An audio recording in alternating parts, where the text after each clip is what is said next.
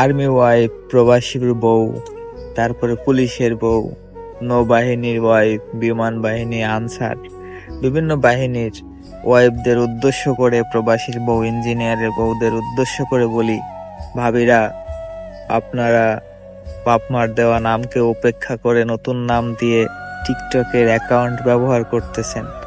আকিকাটা দিয়ে দিয়েন নামের, আর আমাদেরকে দাওয়াত করেন। আপনারা যে নিজেকে স্বামীর নামে বিক্রি করতেছেন আর নিজেদের পাছায় মার্কা মাইরা দিচ্ছেন যে অমকের তমক। আপনাদের নাম দেখলে মাঝে মাঝে হাসি পায় যে আপনারা যোগ্যতার চেয়ে বেশি কিছু পেয়ে গেছেন। এই কারণে নিজের বাপ মার নাম দেওয়াটা আর কি, নিজের বাপ মায়ের দেওয়া নামটা ফেলে দিয়ে স্বামীর নামে বড় হইতে চাচ্ছেন। আমাদের দেশে কি সাধারণ জনগণ নাই? এই আমাদের দেশে কৃষক ভাইয়েরা নাই? ভ্যান চালক, রিক্সা চালক, শ্রমজীবী মানুষজন, এদের বউরা কি টিকটক চালায় না?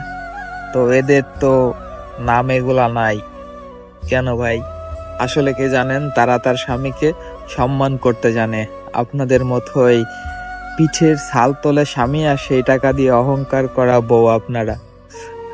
যারা এই ডিফেন্সে চাকরি করে জানেন, এই যে আমার কথায় চিন্তা করেন, আমার মতো আপনার স্বামী রাত 3টা-4টার ভিতরে শীতের ভিতরে ডিউটি করতেছে, সেই টাকা দিয়ে আপনারা ফোটানি করেন। আর যারা প্রবাসে কাজ করে তাদের কষ্ট তো অপরিসীম, তাদের কষ্ট বলে শেষ করা যাবে না। কিন্তু তার বউরা বাড়ি বসে বসে নগদ টাকা দিয়ে ফুটানি করে। আপনাদের দেওয়া উচিত। আমাদের ঝাড়ে মোটা মোটা বাঁশ আছে, ওইগুলা শীতের ভিতরে দাঁড়ায় দাঁড়াইয়া, আবার প্রবাসে যারা আছে তারা দিনটা 24 ঘন্টার ভিতরে 16 ঘন্টা 18 ঘন্টা পরিশ্রম করে, তারপরে টাকা পাঠায়। আর সেই টাকা দিয়ে আপনারা, ওরে বাবা, আমরা প্রবাসীর বউ, কোটি কোটি টাকা কামায়। টাকা কামায় ঠিক আছে, কিভাবে কামায় এটা যদি একবার দেখতেন না, ওই টাকাটা মুখে যাইতো না, নিচের মুখ দিয়ে চলে যেত। আর এই ডিফেন্সের ভাবিরা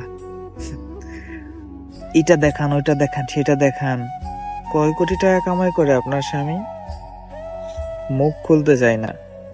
বাধ্য করেন না।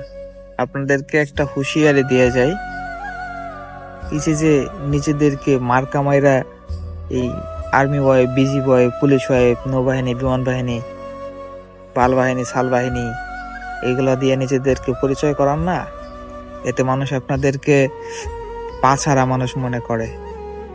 বুঝতে পারছেন?